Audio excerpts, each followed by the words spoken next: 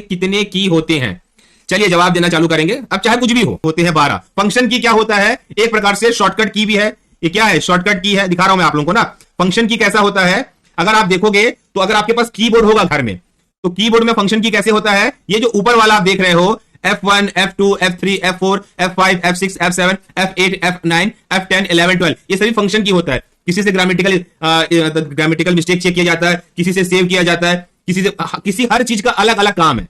इसी को फंक्शन की कहा जाता है कीबोर्ड में, है ना। तो ये जो आपको याद रखना है कि 12 फंक्शन की होते हैं। एक प्रकार से शॉर्टकट की होते हैं, ग्रामेटिकल मिस्टेक चेक करने के लिए, डायलॉग बॉक्स ओपन करने के लिए। ये सवाल पूछा जाएगा बच्चों, याद रखेंगे, कोई बच्चा भी गलत नहीं करेगा यहां पास से कि फंक्शन की क्या होते हैं। ठीक है, अगला सवाल, मुरिया एंड देयर घोटुल किसकी कृति है? जवाब देंगे मुरिया एंड देयर घोटुल किसकी कृति है? जवाब दो मुझे कमेंट करके, आंसर क्या होगा? देखो बेटा, पढ़ाई हम करेंगे ना, पढ़ाई नहीं छोड़ेंगे। 2 घंटा। कौन लिखा है इस बुक को? ये बुक है ना, आपको पता होगा ना इस बुक के बारे में, किसने लिखा है? इस बुक का नाम बताएंगे। मुरिया एंड देयर घोटुल किसकी कृति है? कमेंट करके सारे के सारे बच्चे जवाब देंगे हमें किसकी कृति है। Verrier Elwin. ठीक है, वेरियर एलिमेंट के बारे में जानकारी होनी चाहिए। इन्होंने जनजाति पे, है ना, बहुत कुछ लिखा है। क्या लिखा है? बहुत कुछ बुक लिखे हैं, उसको भी याद करके चलना है। ठीक है सारे बच्चे। अगला सवाल देखेंगे। अच्छा, हम मैथ के सारे क्वेश्चन को मिक्स करके लाया हूं ताकि आप लोगों को पढ़ते बने। चलिए, 10,000 रुपए की पूंजी से व्यापार शुरू करता है। 4 महीने के बाद बी 5,000 रुपए की पूंजी के साथ शामिल होता है। 1 वर्ष के अंत में 2,000 रुपए के कुल लाभ में से ए का हिस्सा क्या होगा? हमने सीजी व्यापम को फोकस किया है ना, तो सीजी व्यापम के सवालों को देखिए और जवाब दीजिए इसका आंसर क्या होगा। अच्छा क्वेश्चन भी बेटा ये, अगर आपसे देखिए, पढ़िए बच्चों, पढ़ाई मत छोड़िए। डीमोटिवेट हो गया है पार्टनरशिप का। देखो यहाँ पे आपके पास 2 कंडीशन है, ए और बी, ये 2 है। अब देखिए ए ने क्या किया है ना, ए ने क्या किया है? 10,000 में पूंजी से व्यापार शुरू किया ए ने, है ना। तो भैया 10,000 पूंजी 1 वर्ष के लिए लगाया है, तो 12 महीने तक लगाएगा। जबकि 4 महीने बाद भी 5,000 देके उस व्यापार में शामिल होता। अब एक बात समझिए, है ना, कोई बात नहीं, मैथ्स नहीं बन पा रहा है तो मैं समझा रहा हूं उसको। देखो ना, अब बी क्या बोल रहा है? 4 महीने बाद आ रहा है। बी क्या बोल रहा है? 4 महीने बाद आ रहा है। तो भैया उसका जो 5,000 रुपए लगेगा वो लगेगा 8 महीनों के लिए। यहीं पे खेल है। 4 महीने बाद आ रहा है तो 8 महीने के लिए लगेगा, क्योंकि 1 वर्ष के अंत में बोला है, तो 1 वर्ष में होते 12 माह, तो माह के टर्म्स में इसको तोड़ लेना, है ना। तो पूछा है कि ए का हिस्सा क्या होगा। आप 3 जीरो यहां से काट लीजिए। 4 दूनी 8, 4 तिया 12, 2 एकम 2, है ना, 2 पंचे 10, 5 से 5 कटा। ए और बी का अगर आप रेशियो देखेंगे तो 3:1 है। अब पूछा है इसमें ए का हिस्सा क्या होगा। ए 3 है, हिस्सा निकालते वक्त दोनों ऐड हो जाएगा 4। टोटल लाभ है आपका 2,000। 5 4 पंचे 20, 5 तिया 15, 1500 आपका उत्तर आ गया। बहुत आराम से सवाल को बनाया जा सकता है। पार्टनरशिप का सवाल है, कोई बच्चा भी रॉन्ग नहीं करेगा, गलत नहीं करेगा बच्चों। और मैंने सोचा है चाहे एक बच्चा क्यों लाइव ना आए, मैं पढ़ाऊंगा, मैं उनको मतलब जिंदा रखूंगा, कि ऐसे नहीं कि एग्जाम के लिए आप छोड़ दो, है ना। तो ये क्वेश्चन क्लियर हो गया है। कैसे निकाली हिस्सा? जिसका हिस्सा निकालना है, आजा आजा वापस। 2 मिनट रुकना ना। अरे यार, इसका भी बहुत बड़ा।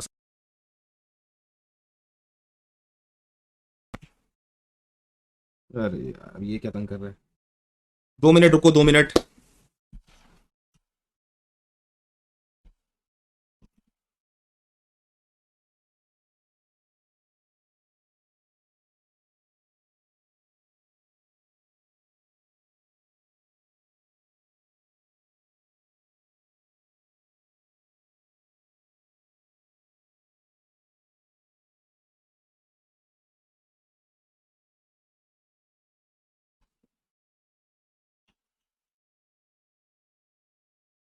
लौटने पर गांधी जी ने प्रथम सत्याग्रह खालिस्तान में चलाया। जवाब दीजिए।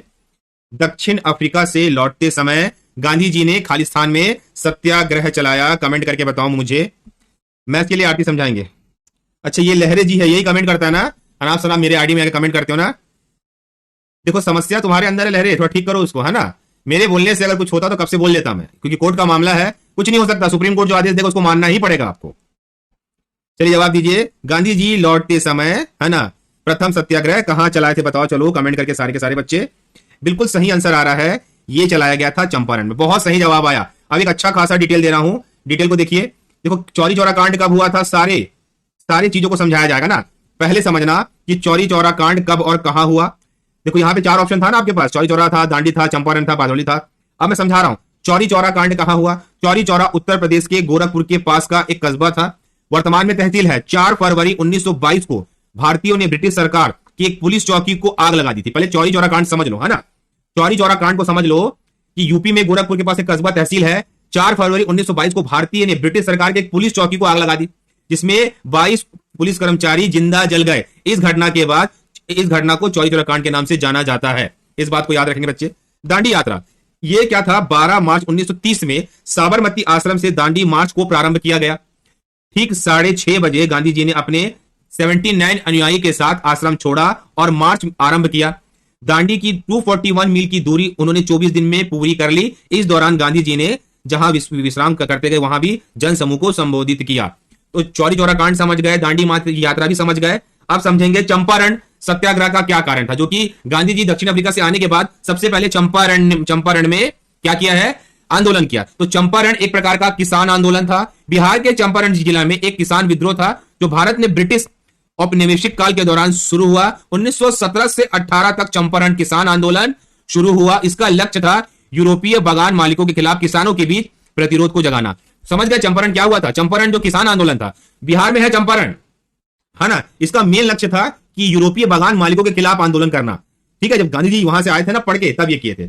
एक और आंदोलन है बारदोली सत्याग्रह का मुख्य कारण क्या था? बारदोली आंदोलन, बारदोली सत्याग्रह भारतीय स्वाधीनता संग्राम के दौरान जून 1928 में गुजरात में हुआ। यह एक प्रमुख किसान आंदोलन था जिसका नेतृत्व वल्लभ भाई पटेल ने किया था। उस समय प्रांतीय सरकार ने किसानों में लगान में 22% तक वृद्धि कर दी थी। सरदार वल्लभ भाई पटेल ने इस लगान वृद्धि का जमकर विरोध किया था। एक चीज याद रखिए, जब भी आप एग्जाम देने जाइए, चौरी चौरा कांड, चंपारण, बारदोली, दांडी मार्च यात्रा पढ़ के जाना है। गांधी जी के हर आंदोलन को पढ़ के जाना है, छोड़ना नहीं है। ठीक है, अगला क्वेश्चन देखेंगे, एमएस एक्सेल किस ग्रुप का है? एमएस एक्सेल, जवाब दीजिए। 4 ऑप्शन है, क्योंकि व्यापम में कंप्यूटर भी इंपॉर्टेंट है, तो कंप्यूटर को भी हम लेके चल रहे हैं बच्चों। एमएस एक्सेल किस ग्रुप का है? कमेंट करके बताएंगे एमएस एक्सेल किस ग्रुप का है। जवाब दीजिए, MS Excel belong to which group. मैं समझ सकता हूं पढ़ने का मन नहीं कर रहा होगा, पर यही मन अगर कोई बच्चा कंट्रोल कर लिया और समझ लिया कि आज एग्जाम नहीं है, आज मैं मार्च में पढ़ाई कर रहा हूं, एग्जाम नहीं है, पर भविष्य में एग्जाम हो सकता है, तो मेरी तैयारी बेहतर होनी चाहिए। जवाब दीजिए, एमएस एक्सेल किस ग्रुप का है? जवाब दो, बिल्कुल सही, एमएस ऑफिस का ही एमएस एक्सेल है। मैं दिखाता हूं आपको ना एमएस एक्सेल में क्या क्या। देखिए, ऑफिस 2019 भी आ चुका है, यहां 22 भी है और यहां 23 का पैकेज भी आ चुका है। एमएस एक्सेल मतलब एमएस ऑफिस में एमएस वर्ड होता है, एक्सेल होता है, पावर पॉइंट होता है, आउटलुक होता है, पब्लिशर होता है, रिसोर्स होता है, एक्सेस होता है, प्रोजेक्ट होता है, एक्सचेंजर सर्विस होता है, स्कैपी बिजनेस होता है, शेयर पॉइंट होता है, प्रोजेक्ट सर्वर होता है और ऑफिस ऑनलाइन सर्वर होता है। तो जो बच्चा एमएस ऑफिस में सिर्फ इतना जानता है कि एमएस वर्ड होता है, एक्सेल होता है, पावर पॉइंट होता है, नहीं, उसके बहुत सारे प्रोडक्ट है और कंप्यूटर के टर्म्स में इन सब प्रोडक्ट को कभी ना कभी सवाल में लाके पूछा जा सकता है बच्चों। तो आप इस सारे प्रोडक्ट को याद रखना, एमएस ऑफिस में क्या क्या होता है करके। ठीक है, इसको नोट करना, क्लियर क्वेश्चन है ये। ठीक है बेटा, ठीक है, सभी काम के एमएस वर्ड में टाइपिंग कर सकते हो, एक्सेल में आप बिलिंग कर सकते हो, पावर पॉइंट में पीपीटी बना सकते हो, आउटलुक में जीमेल भेज सकते हो, इसको याद रखना। ठीक है, ये सारे प्रोडक्ट होते हैं एमएस ऑफिस के। अगला क्वेश्चन लगा रहा हूं, चलो चलेंगे। विश्व में सबसे अधिक कॉफी उत्पादक देश कौन सा है? फिर हम जानेंगे कि भारत में सबसे अधिक कॉफी उत्पादक राज्य कौन सा है। आराम से पढ़िए बच्चों, मैं समझ सकता हूं कि मन नहीं करता, मन नहीं करेगा भाई। जब सामने कुछ दिखेगा नहीं तो मन भी नहीं करेगा। मन बोलेगा इंस्टाग्राम चला, मन बोलेगा यूट्यूब में वीडियो देख, मन बोलेगा पिक्चर देख, मन बोलेगा फेसबुक चला, उसमें हमारा मन करेगा क्योंकि वो काम आसान है। पढ़ाई करना एक कठिन काम है, उसी मन को मना के जो चल लिया वो जीतता है। जवाब दीजिए, विश्व में सबसे अधिक कॉफी का उत्पादक देश कौन सा है? बिल्कुल सही जवाब, कॉफी उत्पादक देशों में ब्राजील सबसे आगे है और भारत में सबसे ज्यादा उत्पादक होता है केरल में।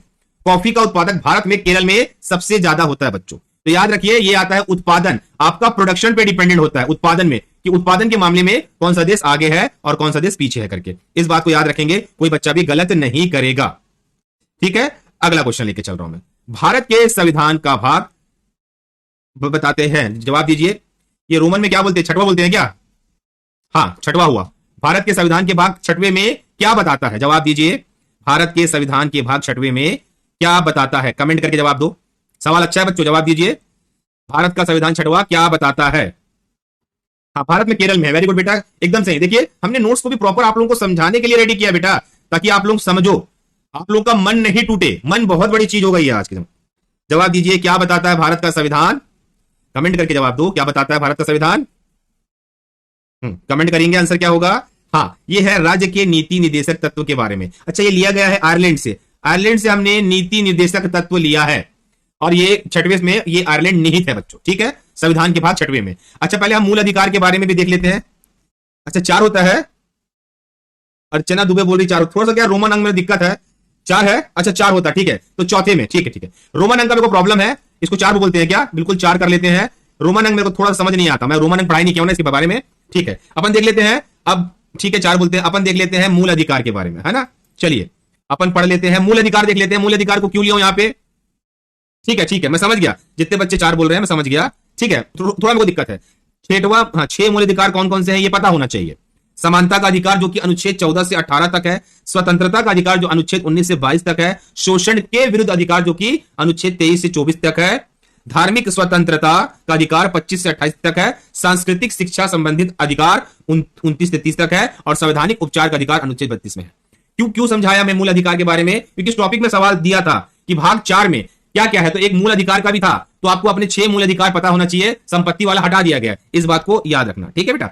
अगला क्वेश्चन, चलो बताओ, जवाब देंगे एल्कोहल में निहित है। जवाब दीजिए एल्कोहल में क्या निहित होता है, लिख लीजिए। उसमें कार्बन कंटेंट होता है, हाइड्रोजन होता है और ऑक्सीजन होता है अल्कोहल में, ठीक है। शराब है ना, अल्कोहल में क्या निहित होता है? कार्बन होता है, हाइड्रोजन होता है और ऑक्सीजन होता है। बच्चों इस बात को याद रखना, कोई बच्चा भी गलत नहीं करेगा, ठीक है। हाँ, पानी तो मिलाते हैं लोग, है ना, बाकी चीजें उसमें ऑलरेडी रहती है, ठीक है। अगला क्वेश्चन देखेंगे, जवाब दीजिए निम्नलिखित में कौन सा कंप्यूटर ऑपरेटिंग सिस्टम नहीं है? कंप्यूटर का ऑपरेटिंग सिस्टम नहीं है बच्चों, कमेंट करके बताओ कौन से कंप्यूटर का ऑपरेटिंग सिस्टम नहीं है। जवाब देंगे। ऑपरेटिंग सिस्टम के बारे में आपको पेंटियम क्योंकि विंडोज ऑपरेटिंग सिस्टम में आता है, एमएस वर्ड, यूनिक्स आता है ना, तो ये सभी ऑपरेटिंग सिस्टम है, जबकि पेंटियम नहीं है। इस बात को याद रखना, ऑपरेटिंग सिस्टम की चीजें को भूलना नहीं है, ठीक है। यार बेटा यूनिक्स भी ऑपरेटिंग सिस्टम है, विक्की कुमार पांडे काहे गलत कर रहे हो, ठीक है। चलो देखते हैं मैथ्स के सवाल कौन बना पाएगा, ट्राई करके देखोगे। जवाब दीजिए ए और बी की आय का अनुपात 3:2 है, उनकी व्यय का अनुपात 5:3 का अनुपात है। यदि दोनों 200 रुपए की बचत करते हैं तो ए की आय कितनी है? जवाब दीजिए कमेंट करके। यहां पे लिखिए आय, और आय के सामने क्या होता है? आय के सामने होता है व्यय। देखो यहां पे आय में बोल रहा है, यहां पे ए और बी ले लो, इनका अनुपात है 3:2, इसको एक्स के फॉर्म में लगा लेते हैं, है ना। अब देखो बोल रहे ए और बी की आय का अनुपात है 3:2, उनका व्यय है 5/3। अब बोल रहा है यदि वो 200 रुपए की बचत करता है, भैया बचत करता है मतलब आय में से 200 रुपए निकाल रहा है, ए और बी की आय में से वो 200 रुपए निकाल रहा है, उसी को बोलते हैं बचत करना। भाई 200 रुपए निकाल रहा है ना, ए और बी की आय से 200 रुपए निकाल रहा है, इसमें क्या करो पाओगे, तो क्रॉस मल्टीप्लाई हो जाएगा, 3x और यहाँ पे 200, यहाँ 3 से इंटू हो जाएगा, 5x 2x माइनस 200, ये हो जाएगा 9x, ये हो जाएगा 600, ये हो जाएगा 10x, ये हो जाएगा 1000। अब देखो 9x में से 10x गया बचेगा x, 600 में से 1000 गया बचेगा 400, दोनों का माइनस माइनस का टर्म को मैं काट दिया हूं, है ना। x का मान 400 आया, एक ही आय है 3x, तो 3 इंटू 400 करोगे, ये आएगा आपका 1200, मतलब B is the correct answer, B is the correct answer. मेरे हिसाब से ये क्वेश्चन क्लियर हो गया होगा सब बच्चों को, क्लियर है? यस करके लिखना क्लियर होगा तो, है ना। जवाब दीजिए अगर क्लियर है तो यस करके लिखिए, हाँ सर क्लियर है करके। 1200 आया, कई बच्चों को आया। ये क्वेश्चन क्लियर है सब बच्चों को? 1200 कैसे आया करके यस करके जरूर लिखिए। 1200, कई लोगों का 1200 आ गया, ठीक है। जिनका मैथ्स वीक है उनको हमसे समझाएंगे बच्चों, ठीक है। अगला क्वेश्चन जवाब देंगे, सर्वप्रथम आधुनिक कंप्यूटर की खोज किसने की? 1948 में आधुनिक कंप्यूटर की खोज हुई थी, इसका डिटेल ले लेंगे। देखो आधुनिक कंप्यूटर का आविष्कार किसने कब किया? एलन ट्यूरिंग को आधुनिक कंप्यूटर का जनक कहा जाता है। उन्होंने ट्यूरिंग मशीन का आविष्कार किया जो एल्गोरिथम संगणना की अवधारणा के लिए जिम्मेदार है। उनका जन्म 23 जून 1912 में इंग्लैंड में हुआ। तो आधुनिक कंप्यूटर के जनक है एलन ट्यूरिंग, एलन ट्यूरिंग है, याद रखना। 1948 में आधुनिक कंप्यूटर की खोज हुई है। कोई बच्चा जाके चार्ल्स बेबेज नहीं लगा के आएगा, क्या लगा के नहीं आएगा? चार्ल्स बेबेज नहीं लगा के आएगा अपने कमेंट में, ठीक है। अगला क्वेश्चन जवाब दीजिए, निम्नलिखित में किस समाज वैज्ञानिक ने इस राज्य की मुरिया जनजाति में प्रचलित घोटुल प्रथा का गहन अध्ययन किया है? जवाब दीजिए गहन अध्ययन किया है, कमेंट करके बताओ। चलो क्या है ये, तो आपका क्वेश्चन इंपॉर्टेंट है, आपने पढ़ा एक बार। हाँ वेरियर एल्विन, वेरी गुड बच्चा। सवाल छत्तीसगढ़ के इसी टाइप के रहेंगे और आप लोगों को ये समझ के चलना है बच्चा, ठीक है। अगला क्वेश्चन, चलो, एक आदमी और एक लड़का किसी मार्ग की खुदाई को 40 दिन में कर सकते हैं। उसकी खुदाई की गति का अनुपात है 8:5। यदि लड़के को अकेले काम पर लगाया तो लड़का काम पूरा करने के लिए कितने दिन लेगा? चलो बताओ। तो बहुत प्यारा सवाल है, टाइम एंड वर्क का सवाल है। कौन जवाब देगा इसका आंसर? इसको लोग समझ नहीं पाते हैं। देखो यहां पे आदमी है और यहां पे कौन है? लड़का है। आदमी और लड़का किसी काम को 40 दिन में कर सकते हैं। यहां पे गौर करना, आदमी और लड़का की क्या दिया है, एफिशिएंसी दिया 8:5। मतलब उनका एफिशिएंसी है, एक दिन का एफिशिएंसी है, 1 घंटे का वो भी हो सकता है। टोटल एफिशिएंसी कितना है देखो, 8 5 13। मतलब उन लोग एक दिन में 13 काम करते हैं। आदमी एक दिन में 8 काम करता है, लड़का एक दिन में 5 काम करता है। तो दोनों को मिला दूंगा तो एक दिन में वो लोग 13 काम करते हैं। अगर उन लोग 40 दिन तक काम किए एक साथ किसी काम को और एफिशिएंसी उनकी 13 है, तो 13 चौक 52, टोटल काम कितना निकल के आया, 520। जो काम था वो 520 था, पर दोनों मिलकर उस काम को 40 दिन में समाप्त कर ले रहे थे। यही सवाल है ना भाई, समझना। एफिशिएंसी क्या होता है, एक दिन के काम की क्षमता। आदमी एक दिन में 8 काम करता है, 8 की क्षमता है। लड़का एक दिन में 5 काम करता है, 5 की क्षमता है। टोटल क्षमता कितनी हो गई, 13 हो गई।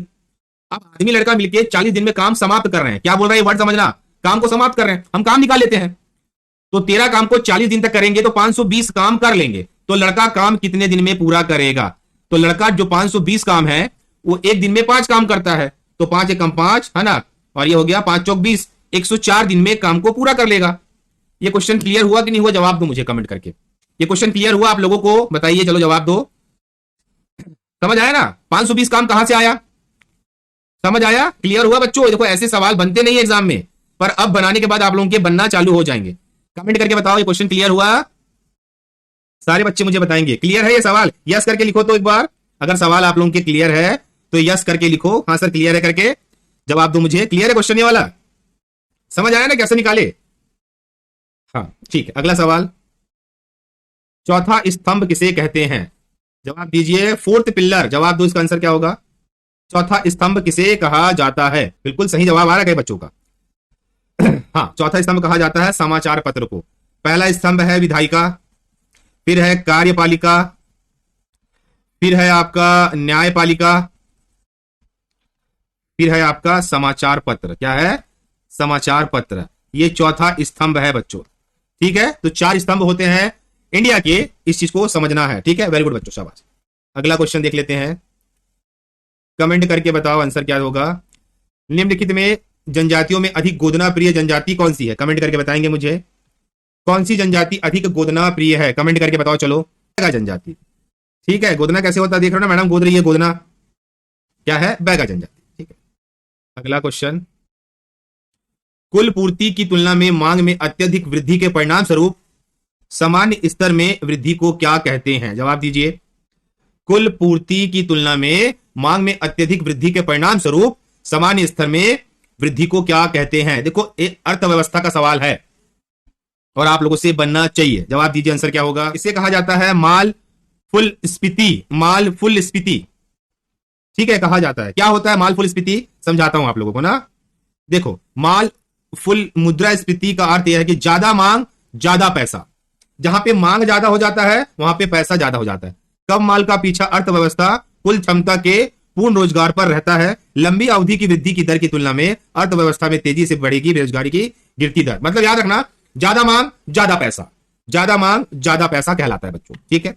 अगला सवाल देखेंगे, किस संवैधानिक संशोधन के मूलभूत अधिकारों के ऊपर निर्देशक सिद्धांत को आधिपत्य दिया है, जवाब देंगे। किस संवैधानिक संशोधन के मूलभूत अधिकारों के ऊपर सिद्धांतों को आधिपत्य दिया है, चलो जवाब दो कमेंट करके। क्या होगा, 42वां संशोधन, संविधान संशोधन क्या होता है। 42वां संविधान संशोधन क्या है बताओ। 42वां संविधान संशोधन अधिनियम 1976 में लागू किया गया। इस संशोधन के तहत भारतीय संविधान में 3 नए शब्द जोड़े गए, समाजवादी, धर्मनिरपेक्ष, अखंडता जोड़े गए। इसमें राष्ट्रपति को कैबिनेट की सलाह के लिए बाध्यता का उपबंध शामिल किया गया। इस बात को भी याद रखना, अच्छा पॉइंट है, कोई बच्चा भी गलत करके भूल मत जा, ठीक है। अगला सवाल, कि मृतक स्तंभ की परंपरा किस जनजाति में है, जवाब दो। कि मृतक स्तंभ की परंपरा किस जनजाति में है, कमेंट करके बताओ। चलो मुझे, बृहद मंदिर का निर्माण किया, किसने किया, जवाब दो।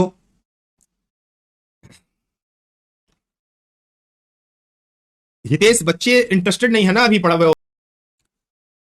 राज राजा चोल ने किया, किसने किया, राज राजा चोल ने किया है, ठीक है। चोल वंश के राजा थे, इसके बारे में समझेंगे कि प्रथम राजा चोल दक्षिण भारत के चोल कोल वंशी के महान सम्राट थे, जिन्होंने 985 से 1014 तक राज किया। उनके शासन में चोल ने दक्षिण में श्रीलंका, उत्तर में कलिंग तक साम्राज्य फैलाया। श्रीलंका पे कब्जा यही राजा ने किया था ना। राज राजा चोल ने कई नौसैन्य अभियान भी चलाए, जिसके फलस्वरूप मालबार तट, मालदीव और श्रीलंका को आधिपत्य कर लिया। यही थे राज राजा चोल थे जिन्होंने श्रीलंका पर कब्जा कर लिया। ठीक है, आगे देखते हैं। पीतल किसका मिश्र धातु है? जवाब दो कमेंट करके। पीतल किसका मिश्र धातु है? सारे बच्चे बताएंगे। शाबाश, तांबा और जस्ता। ट्रिक बताया था ना। ट्रिक क्या है पिताजी? ये हो गया पीतल, ये हो गया तांबा और ये हो गया जस्ता। ठीक है, इस बात को याद रखना, गलती मत करना। देखो स्टूडेंट, कुछ बच्चे तो पढ़